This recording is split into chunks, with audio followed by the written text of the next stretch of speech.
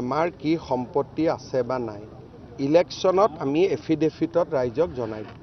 যদি ৰাইজে ভাবে যে এই সম্পত্তি আমি অনৈতিকভাৱে সংগ্ৰহ কৰিছোঁ, ৰাইজে লিষ্টখন চাই ইনকাম টেক্সতো কমপ্লেইন দিব পাৰিব, হাইকোৰ্টতো PIL কৰিব পাৰিব, CBIটো দিব পাৰিব বা মোকো কমপ্লেইন দিব পাৰিব। এতিয়া এনেকুৱা এটা হ'ব নালাগে যে আমিয়েই নিজে আদালত হৈছোঁ। যদি অখিল গগৈ ডাঙৰীয়াই ভাবে যে আমাৰ কোনোবা মন্ত্ৰীয়ে দুৰ্নীতি কৰি এই সম্পত্তি লৈছে, তেওঁতো কোৰ্টত যাব লাগে। 2009তে মোৰ বিৰুদ্ধে কিমান কথা কৈছিল, তেওঁতো আদালতত যাব নোৱাৰিলে। গতিকে এই কথাটো এনেকৈ প্ৰেছ কনফাৰেন্স কৰি ক'লেইতো নহ'ব। সত্য বা অসত্যটো আপুনি জানিব পাৰিব। যেতিয়া আমি যেতিয়া ইলেকশ্যন আহিব, আমিতো এফিডেভিট দিম, মোৰ নামত কিমান সম্পত্তি আছে, মোৰ পৰিবাৰৰ নামত কিমান আছে, বা মোৰ কোনোবা যদি ডিপেণ্ডেণ্ট আছে কিমান দিম। তেতিয়া আপুনি এফিডেভিটখন পঢ়ি ভাবিব যে মানুহজনে কেনেকৈ ইমান সম্পত্তি কৰিলে।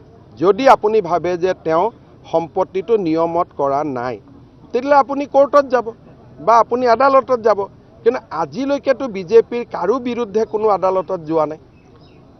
আজিলৈকে কোনো বিজেপিৰ কাৰো বিৰুদ্ধেতো কোনেও কোৰ্টত যোৱা নাই যে এওঁ ভুল কৰি সম্পত্তি লৈছে।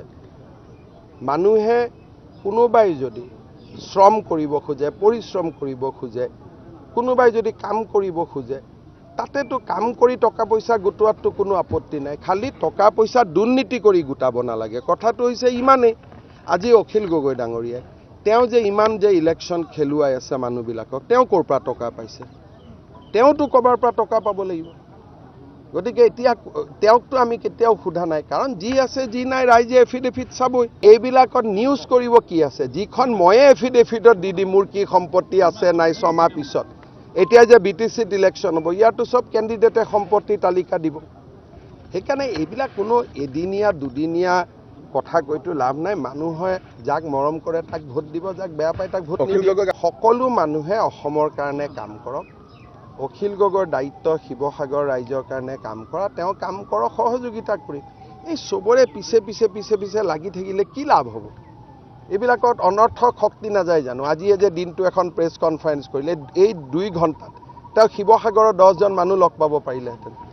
গতিকে এইবিলাক অবাবত কৰি থকা কাম। আৰু মই এইবিলাকত নকওঁ কিয়, কাৰণ মোকেই ইমান ভুক্তভোগী কৰি থৈ দিছে 2008ৰ পৰা।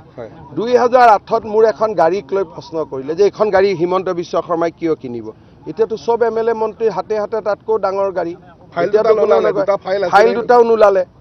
গতিকে এইবিলাক নাটক ড্ৰামা মোৰ কাৰণে অলপমান নতুন নহয় কাৰণে মই অলপ মনে মনে থাকোঁ। একো নাই আৰু, ফাইল দুটাৰ খাৰ খোৱা আছিলে, খাৰ খালে।